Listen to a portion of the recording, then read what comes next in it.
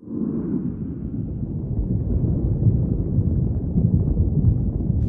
الله الرحمن عليكم ورحمة الله وبركاته. بسم الله والحمد لله والصلاة والسلام على رسول الله صلى الله عليه وسلم. حبايبي في الله، عندي كرسي قديم مرمي في المنور مكسر، بص على 100 حتة كله مكسر كده اهو. هنعمل منه فكرة تجنن. بص يعني، بص ما هو ملهوش اي 30 لازمة يعني، كله مكسر كده اهو قديم ويجرف. فبدل ما ارميه كنت هرميه للجماعة بتوع الربابيكيا دول، فانا فكرت اعمل له فكره حلوه خالص. تعالوا معايا هشوف هنعمل ايه. طبعا ده الكرسي زي ما انتم شفتوه اهو. دي معايا اسفنجه بتاعت مخده قديمه برضو مرميه، تمام. ادي معايا القماش اللي هو بتاع الكنب اللي انا عملت منه الحافظه بتاعت البطاطين. تعالى هنشوف هنعمل ايه. هناخد نكس دي ونخيط، نعمل لها زي جراب ونخيطه على المكنه كده اهو. معايا القماش اهي، ده الكرانيش اللي كانت في المفرش بتاع الكنب. طبعا زي ما قلت لكم انا هعمل بيها حاجات تانية يعني. هنقيس كده تمام اهو،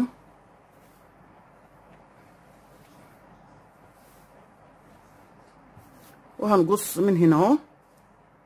خدنا كده المقاس اهو،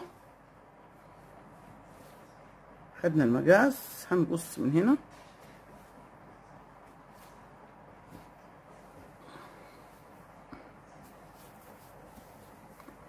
هقصها وهعمل الكيس على المخدة، هكسيها خالص يعني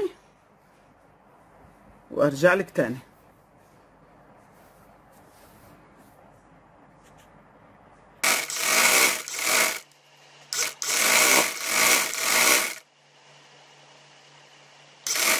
كده حبايبي عملت الجراب بتاع او الكيس بتاع السفنجة اللي هحط فيها السفنجة دي اللي هعملها للكرسي.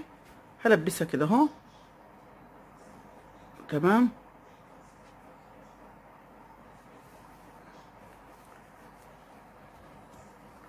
زي ما انتم شايفين كده. وبعد كده هنعمل حاجة تانية برضو للكرسي نفسه.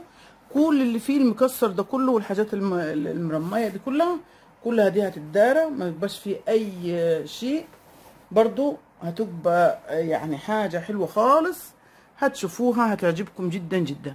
كده انا غطيت السفنجة من ورا ومن قدام كده اهو. هاجي الناحية دي وهسرجها بسراجة كده اهو، سراجة عادية يعني كده اهو.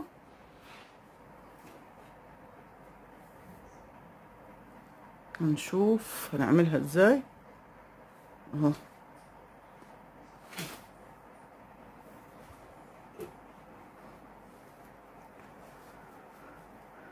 كده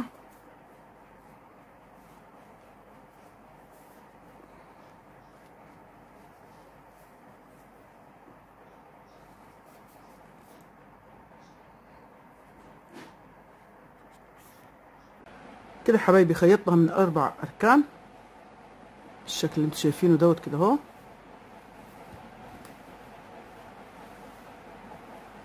كله هجيب الكرسي ده كده هعبيه كله كده شمع وهلصق دي فيه. تعالوا معايا شوفوا هنعمل ايه.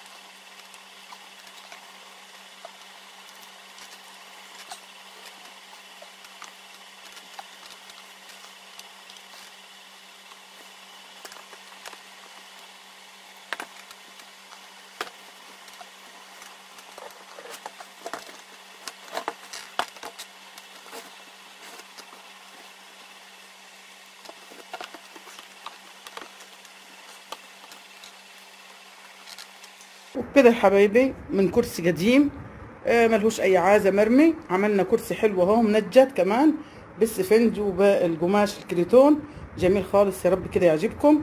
وكمان في كرسي تاني اهو عملته برضو نفس الطريقة، يعني برضو كان قديم ومكسر يعني.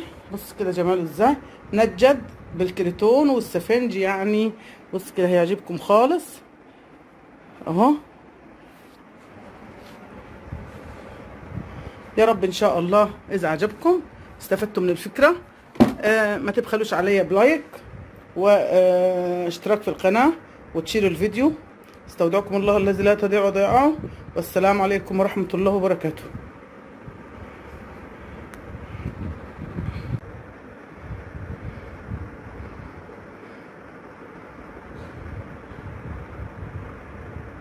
لا تنسوا الاعجاب بالفيديو والاشتراك في القناة تشجيعا لنا لنستمر بنشر المزيد إن شاء الله.